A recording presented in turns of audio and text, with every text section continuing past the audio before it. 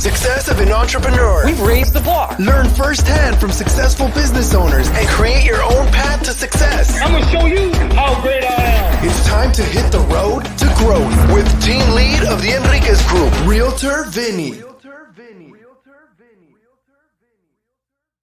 Hi, Realtor Growth listeners. Today I have Pasha. You know what? I'm not going to try his last name. He told me it beforehand, and I was like, okay, I'm going to go for it. And I was like, you know what? I am probably going to butcher it, and so I'm not going to go. So just say Pasha.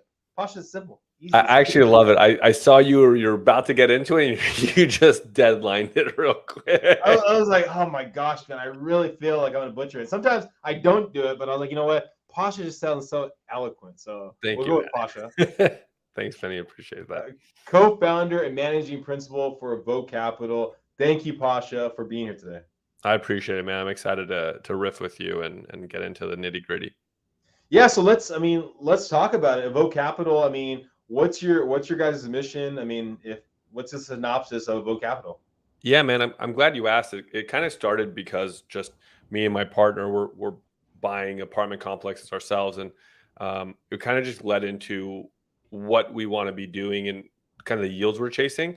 And then right now it's grown, or it's obviously grown. And now we want to be the go-to for secondary and tertiary markets for mobile home parks, and just be the niche operators for those parks. So most people kind of just stay away from, like institutional players stay away from, but most mom and pop buyers, and we stay above kind of their price range. So we're kind of carving out this little slice of this pie in the Midwest for us, which has been yielding some really good results.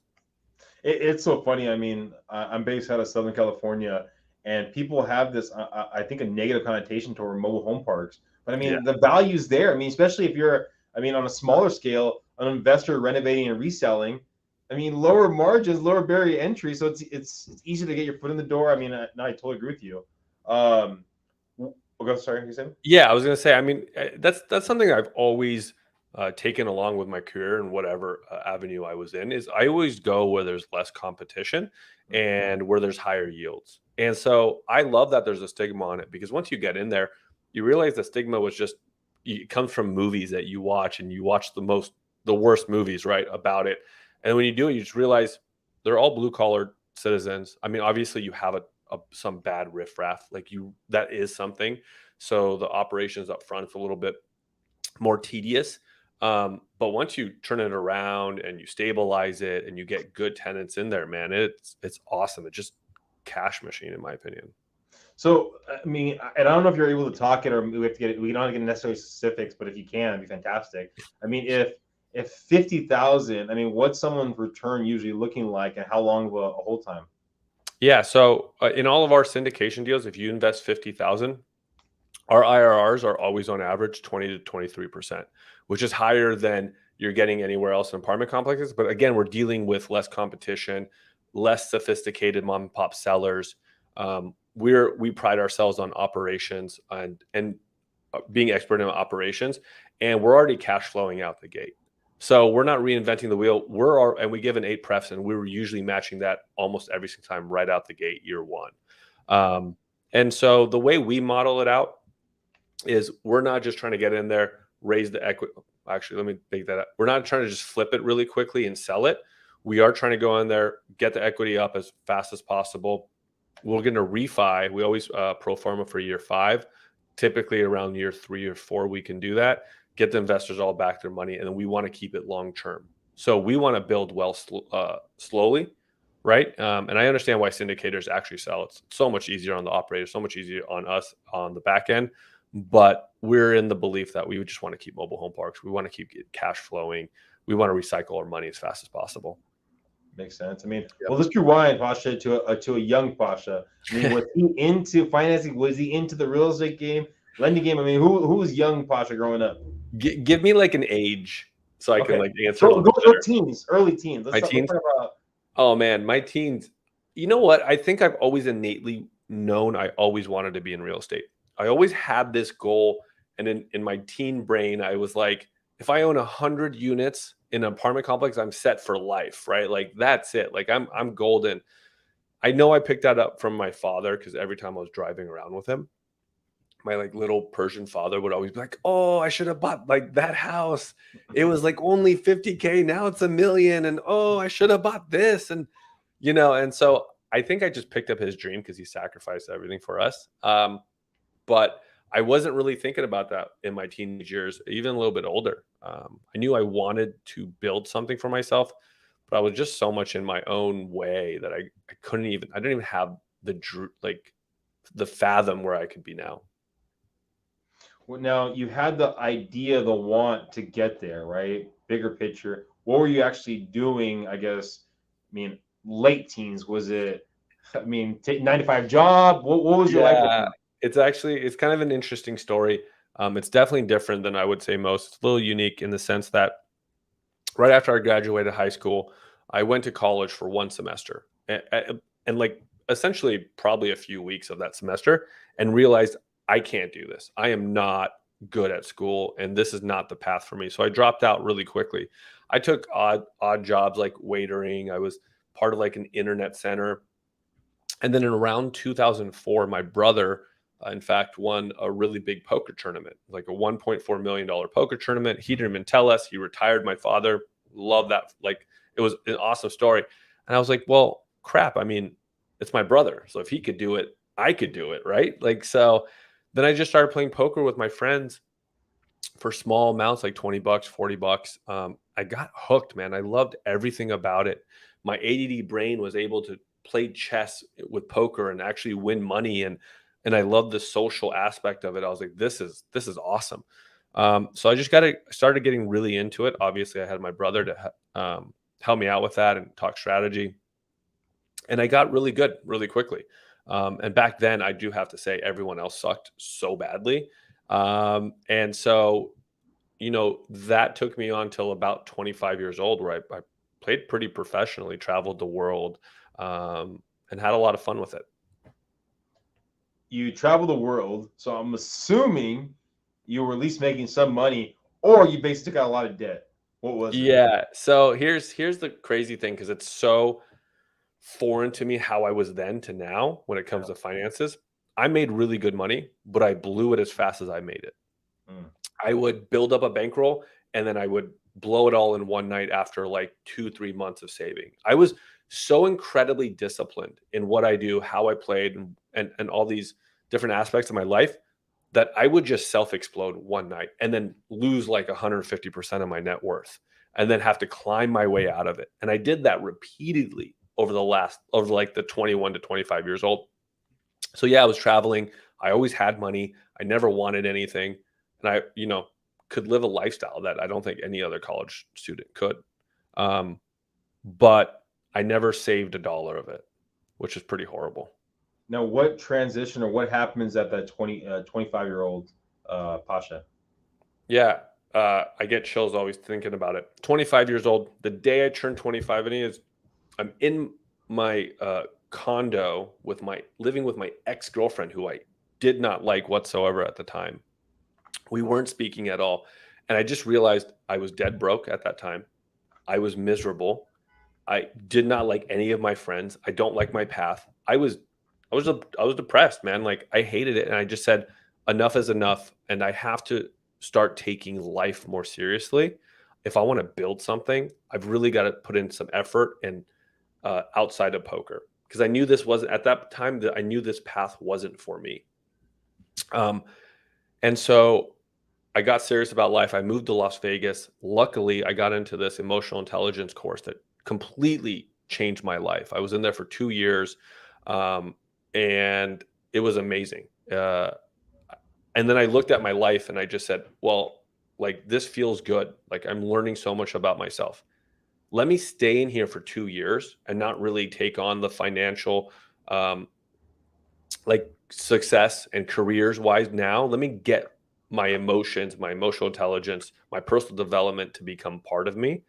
And then let me go explode my results in my real life. Right.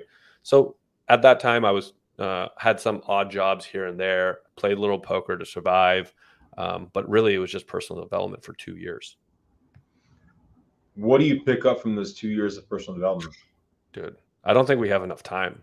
Truly and honestly, I really, and I mean that wholeheartedly, because who I was before that course and to who I am now. Who I am now is what I created out of that course. I was a very antisocial, for the most part, guy, dead broke with not a lot of good discipline, not a like strong vision.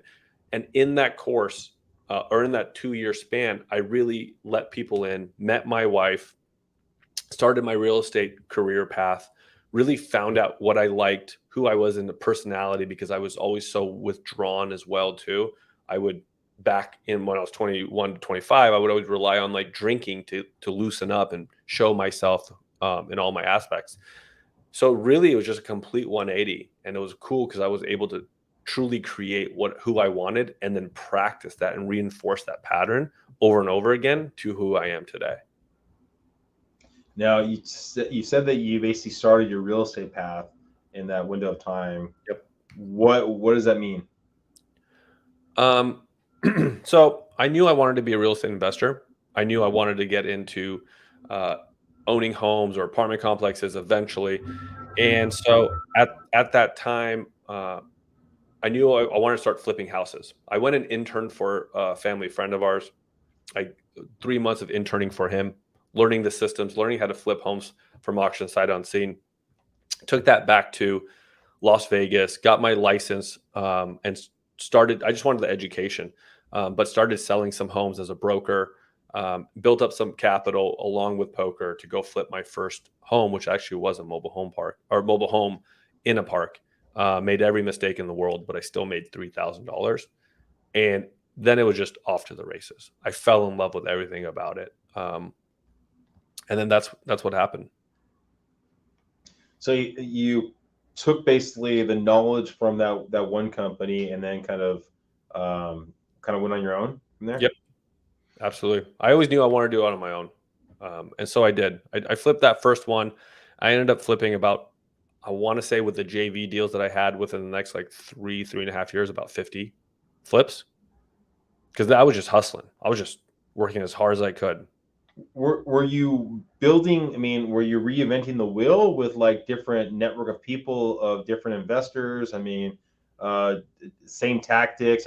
What was your process of transitioning from working underneath them to working on your own? Yeah, so he taught me all the processes, so I knew I wasn't reinventing the wheel at all. I just basically copy and pasted what he was doing on a much smaller scale, because he was buying sight unseen at auctions in LA, and I went to Las Vegas, and I was able to pick up homes for about 50 to 70,000 and flip them. I'd spend about 15,000 on each remodel, and I was making anywhere at that time about like 20 to 30% on each flip. But then the margin started getting tighter and tighter, and then the laws in Vegas started changing before I moved to Los Angeles, started developing. Where were you finding? I think this for probably a lot of people getting, and I know we're going to talk more about the capital, Evoke Capital later on, but I think for a lot of people that are looking to get into the investor game, right? It's finding the right people, because you get the right contractor, you're screwed. You get the wrong hard money person, you're screwed. If you get the wrong deal, you don't do the numbers right, you're screwed. So how were you making sure you had the right people surrounding you when you're going forward with these deals? I think you said something really, really prevalent here, is that if you ever expand your number, I was super conservative on all my numbers. I would wait months if I had to in the beginning when I started trying to buy homes. I was just more conservative. I'll find the deal. And as I got more experience, I got more comfortable with loosening up my numbers, because I know actually what would cost, what would not. And there's no good formula, man. Contractors are hard because they're good for the first 2 deals, and then they start to charge on some deals. But it was a constant flow. You just meet people when you're in the thing. You put up Craigslist ads. You try to find contractors. You go to seminars. You go to meetings. You always try to find your crew and your essentially the same staff that you go to all the time. But it's not easy unless you have your own crew running. And then now you're getting success off it. Things are progressing. When did the idea of Evoke Capital, or an idea of helping other people be a part of this by them investing funds into future projects? Yeah, that's a good question, because after I started flipping homes in Vegas, I moved to Los Angeles and started developing. Again, that I flipped my first home, and I realized I'm such a small fish in a big pond here, but there's not a lot of people developing in this one area in Highland Park and Mount Washington, which blew up in the last 6 years. So I went with there's less competition and harder headache, and I solved those, and I did very well for myself. Um, and I always essentially was a lone wolf in everything that I've done.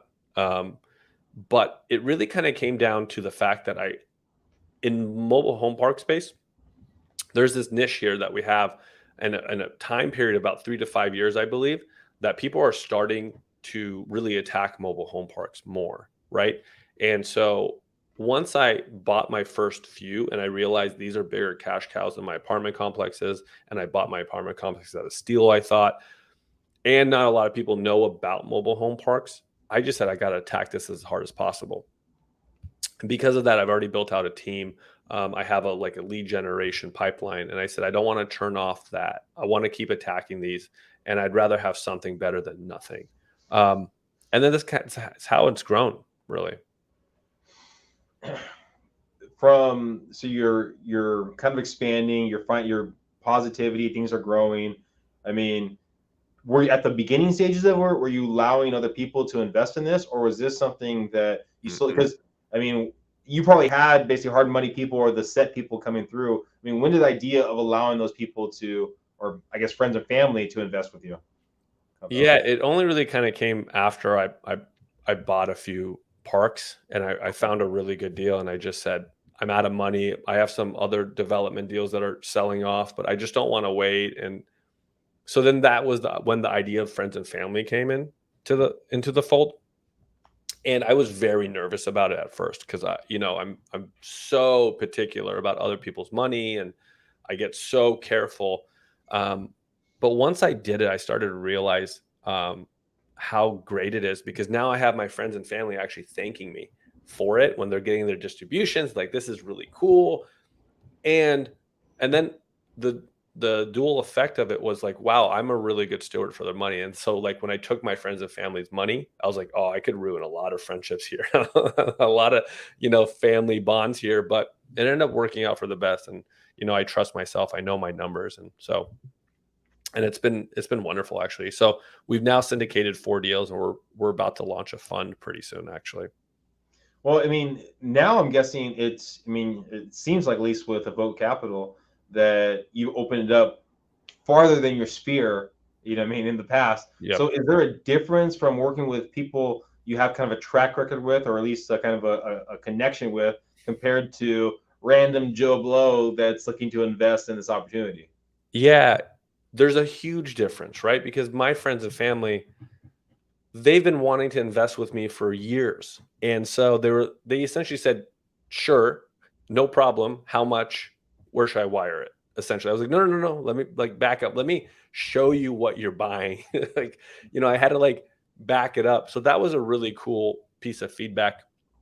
And with anybody that's new, I really just I like to enjoy teaching them about mobile home parks, because any pitch deck I do, I go and I explain why I love it, what was my journey here.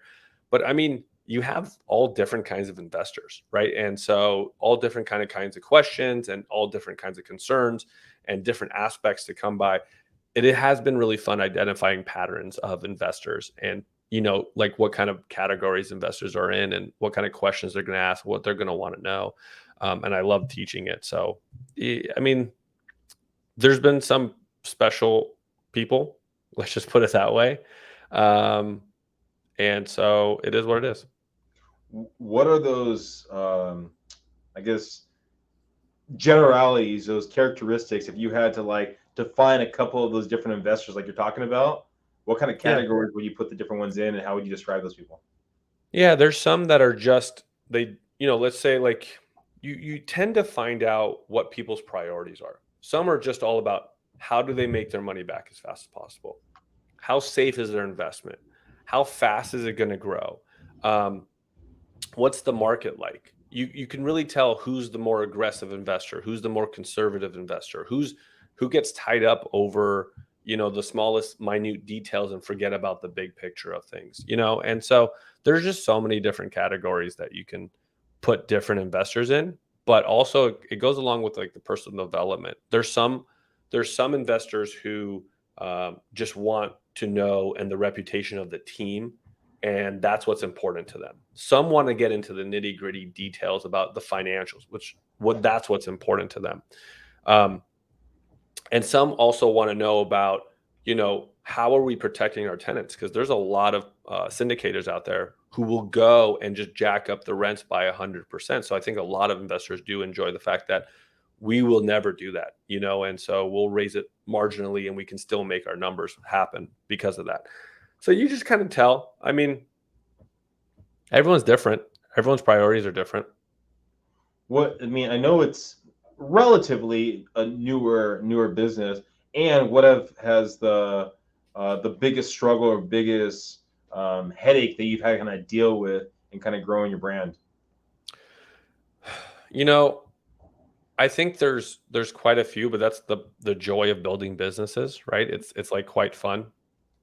Because we're dealing with a lot of mom and pop sellers, I think they think we're just some California Joe Schmoes who have a bunch of money and are just buying. And so they just think they can get one over on us, or, try to fudge the numbers up a little bit. And we notice a lot of that and so one of the biggest feedbacks we get from brokers are we're the most diligent operators that they've ever worked with, because we really get into the nitty gritty, and we think the math and the numbers always tell a story. But at the end of the day, it's always come down to, can you find deals, right? And not getting ahead of ourselves. And that's really key, because it's so easy in the mobile home park space to get ahead. There's a lot of operators that will go and find these properties and they see the value add. It's a bunch of infills. But what people don't realize, that infills are actually quite difficult to fill. But they see the big pop, they see the big equity play at the end once they're able to refi, and they don't budget right. I know a lot of operators in this last 16 months that I've talked to have scaled massively quick, and now they cannot infill all their properties because they don't know their tenants. They just don't understand them, and they just think they're going to go buy all these new manufactured homes and then sell it to tenants, when most tenants don't have that kind of money to do it. So we have a whole different model, and we're growing slower than everybody else, but we're growing organically, and we have one determination: the deal has to make sense, and then everything else we do to build equity is just an added plus. And so, but other operators, things have to go right. And if we find a deal, and we've passed on many deals, and it hurts sometimes, that the deal is super juicy, but everything has to go right, and that's not who we are. No, it makes sense. I mean, I know you live in California, but in the Midwest, but in California, when you're talking about everything has to go right, especially when you're talking about environmental stuff, Yeah, that can be a very painstaking situation that you have to deal with. absolutely. Talking about growth and talking about your growth over the next 5 years, and right now the mobile home kind of communities is basically maybe undervalued, or not seen in the same light as maybe other developments. Do you see that changing, and how would your company Evoke Capital change in the next 5 years to either capitalize on new markets, or whatever it might be? Yeah, I mean, we get asked this a lot. Like, actually surprisingly a lot, of what's next for you guys. Yeah. And we're going to stick to what we know as of now. I will go chase yields elsewhere if we see that everything is dries up, and it probably will, right? Because what's happening is more players like myself, more institutional money's coming in, big players, and they're going to be buying up these properties and be better operators than these mom and pop sellers. I don't know what's next for us. We're going to keep doing this. Our future plan is, we're a little under 1,000 units right now, and we want to get up to, at bare minimum, 10,000 lots.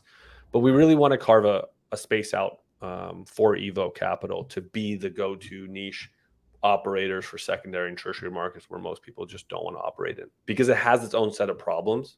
But I'm a firm believer, the more problems and headaches you solve, the more you should get rewarded for it. Definitely. If someone's listening right now, Pasha, and they're looking to get more information about Evoke Capital, see if it'd be a good opportunity for them to invest in, or just get more information about yourself, what's the best way then going forward? Yeah, you can find me on LinkedIn at Pasha Esfandiary, or you can just go to our website. There's a form out there that you want to sign. on evocapital.net. You know, and one thing that I would really highly recommend, this is the last year to take advantage of the 100% depreciation that we're able to get on our cost seg reports. And so I do see a lot of people coming into the mobile home park space. Not only is their investment good, but they're also getting the 100% depreciation, which is almost 2x what you would get in an apartment complexes or other commercial real estate right now. Oh. Yeah. Well, again, thank you, Pasha, for being here today. I'm going to finish off with just one last question. What's a bigger thrill? Is it finishing a development opportunity or winning a very, very big pot at poker? it's winning a really, really big pot of poker. Yeah. Yeah, because in a development deal, you know it's coming. Like you've been prepared for it. Sometimes in the poker game, you don't know if you won, right? And you flip over the cards and you're like, yes, hell yeah, you know? So is there anything that gives you that same thrill in real estate relative to that thrill you get in flipping over the hand and winning a big pot? something that comes close to it is scaling the business. I like building the business, and I love hiring new employees. We just hired 3 new employees, and I'm so stoked about it because I treat it like, I don't know, I just love having people in my life and being a steward of them and having them grow. And I make them set goals and I make them invest. And, you know, for all my employees, I want to know what they want to accomplish. That brings me a lot of joy of helping others. It always has and always will be. I don't think I would ever guess that. Well, thank you, Pasha, again for being here. Hopefully everyone listening got some great nuggets right there. Go into the show notes. You'll see Evoke Capital's website. Really smooth website. You can look at the portfolio. You can see everything they do there. Please subscribe, please share, and go find Pasha. Bye, everyone. Thanks, man.